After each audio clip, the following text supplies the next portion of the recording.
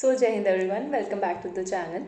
आज का टॉपिक बहुत इंपॉर्टेंट है। जैसे आपको पता है कि पीएचडी एडमिशन्स स्टार्ट हो चुके हैं बहुत सारी यूनिवर्सिटीज़ में। एंड सबको क्या है, एक ही चीज़ जो सबसे ज़्यादा टेंशन देती है कि रिसर्च प्रपोजल कैसे बनाना है। तो आज हम वो चीज़ डिस्कस करेंगे। ऑल्दो मैं इस पर वीडियो पहले भी बना चुकी हूँ, बट कुछ अपडेटेड चीज़ों के साथ आपको आज की वीडियो में कुछ चीज़ें पता चलेंगी।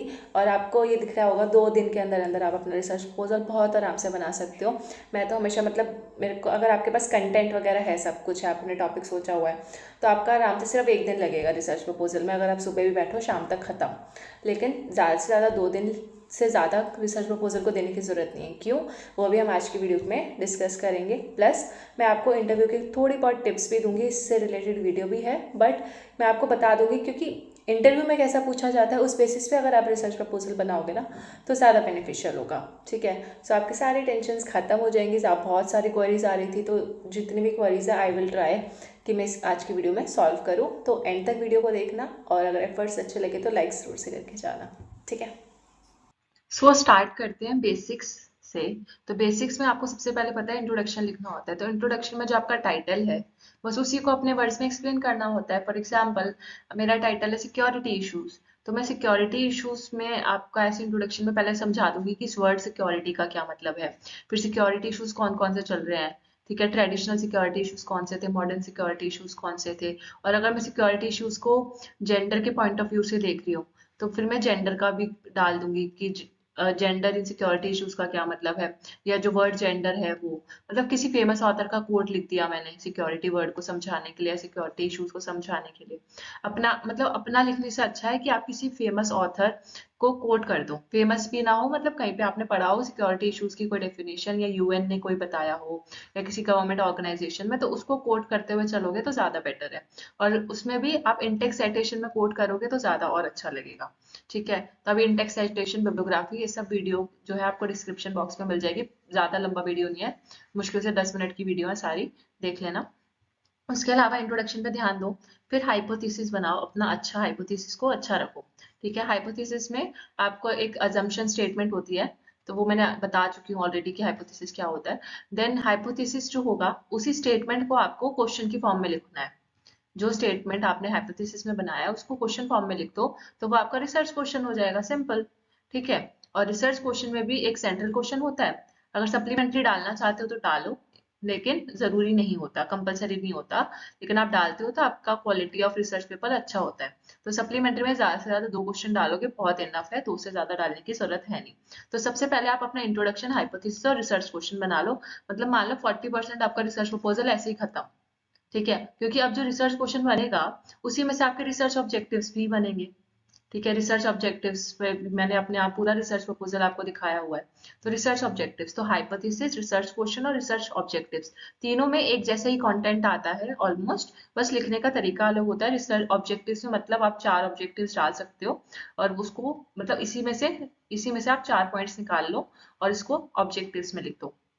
ठीक है, तो 40 से 50% आपका काम ऐसे ही खत्म। अब बात आती है लिटरेचर रिव्यू की। अगर इसको रब करें एक सेकेंड, तो यप, सो लिटरेचर रिव्यू में, लिटरेचर रिव्यू है जैसे आपको लिखना होता है। तो लिटरेचर रिव्यू में आपको क्या करना है, 5 लिटरेचर रिव्यू लिख सकते हो। उसमें आपको, जैसे आपने एक बुक पढ़ी है तो आपने उस बुक का नाम लिखा और उससे रिलेटेड कुछ इन्फॉर्मेशन डाल दी।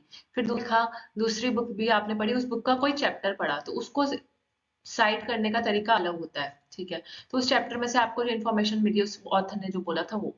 ठीक है, फिर तीसरे में आपने आर्टिकल कोई पढ़ा, जर्नल या आर्टिकल पढ़ा, उसमें उससे रिलेटेड इन्फॉर्मेशन। चौथा रिव्यू ऑफ लिटरेचर, आपने कोई जर्नल पढ़ा, ठीक है, उससे रिलेटेड इन्फॉर्मेशन।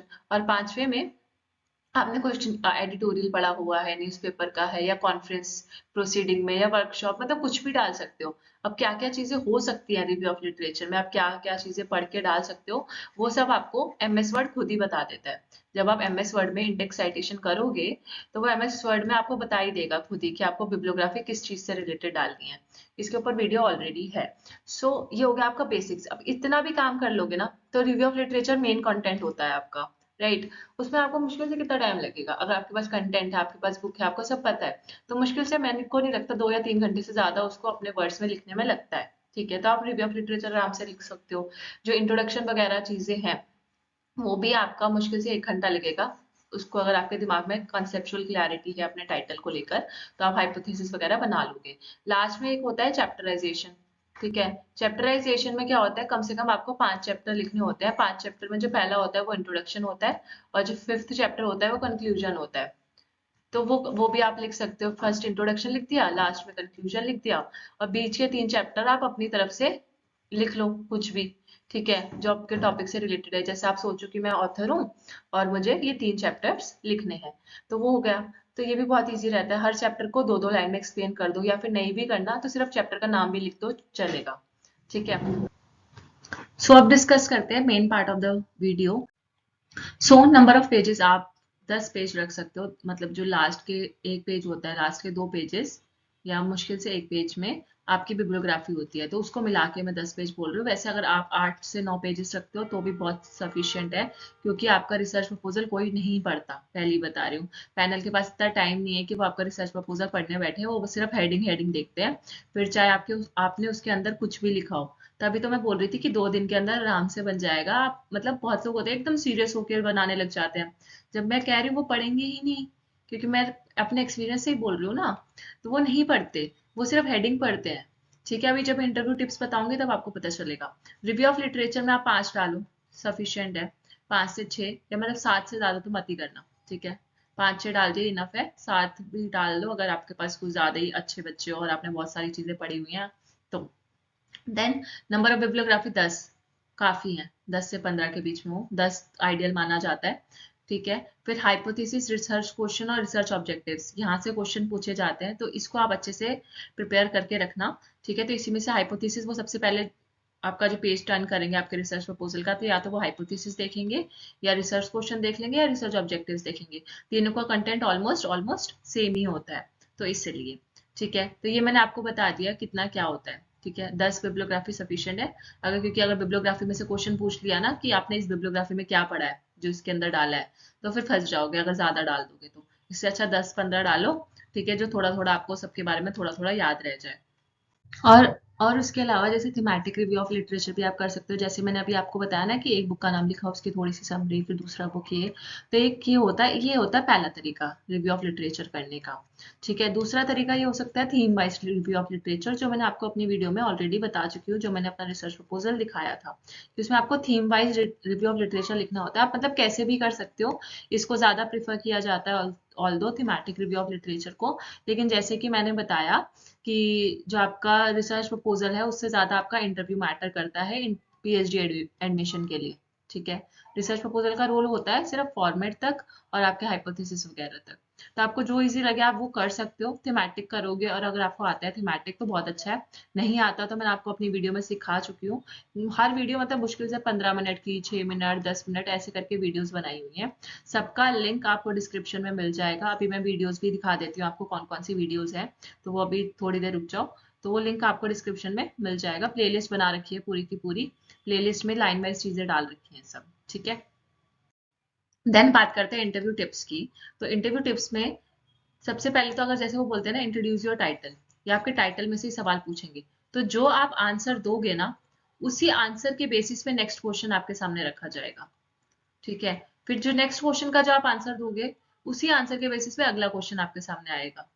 ठीक है, this is I have experienced, that's why I am telling you. बाकी बहुत सारे टीचर्स होते हैं, तो सबके पास आपका रिसर्च प्रपोजल उनके हाथ में होता है, उनकी हार्ड कॉपी होती है उनके पास आपकी, तो वहां से भी पूछ सकते हैं। बट क्योंकि मैंने पहले बताया कंटेंट वो देखेंगे नहीं, तो आप अपना बस हाइपोथेसिस स्ट्रांग रखो। ठीक है, रिसर्च क्वेश्चन स्ट्रांग रखो, और इंट्रोडक्शन डाल दो। चैप्टराइजेशन तो बहुत इजी होता है, आधे घंटे में चैप्टराइजेशन, कोई भी 5 चैप्टर का नाम सोच लो। पहला और आखिरी चैप्टर तो सबका सेम रहता है, बाकी 3 या 4 चैप्टर का नाम सोच के बीच में डाल देना उसके, और हर चैप्टर को डिफाइन कर देना। बस इतना ही है, तभी मैंने बोला ज्यादा टाइम नहीं लगता, आप टेंशन मत लो। ठीक है, वैसे बस जैसे तैसे बना दो, क्योंकि आपका जो मेन सिलेक्शन होगा ना, सिलेक्शन में आपको मैं बता देती हूँ 2 चीजें इंपॉर्टेंट है।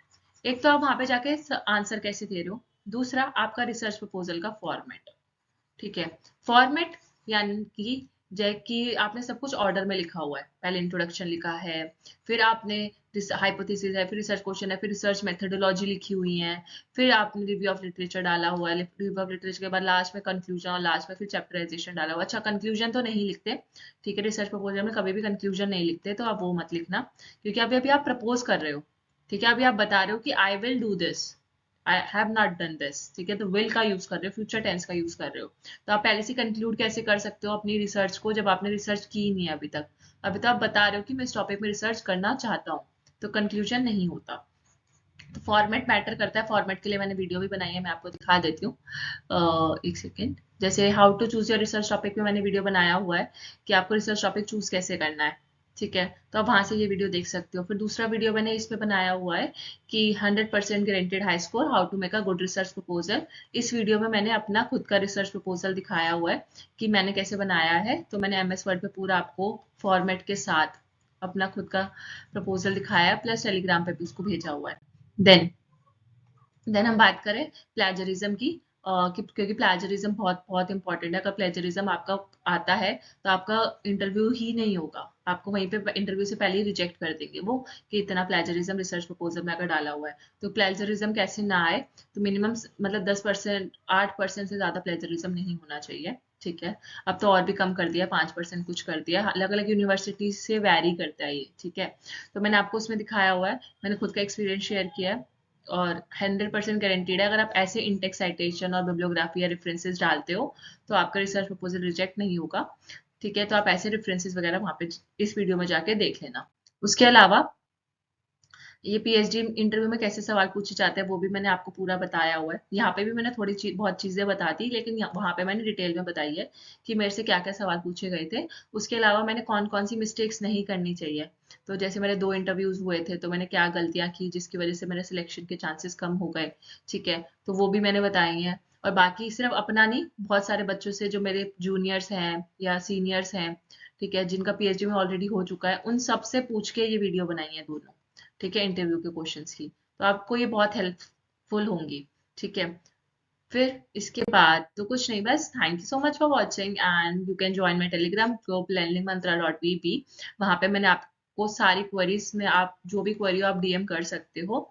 और उसके अलावा अगर आपको और कुछ पूछना है तो कमेंट बिलो, कि अगर कुछ हो सक कि मैंने जो इसमें ना बताया हो वीडियो में, तो आप कमेंट पे पूछ सकते हो या सीधा DM कर सकते हो मेरे को। टेलीग्राम ग्रुप में जाओगे, वहाँ पे जो मेरा ID दिखे वहाँ पे मेरे को पर्सनल मैसेज भी कर सकते हो, ठीक है। एंड बाकी आपको पता ही है कि अगर अच्छा लग रहा है तो सब्सक्राइब कर देना, अपने फ्रेंड्स के साथ शेयर कर देना, और एक लाइक तो बनता है यार, ठीक है।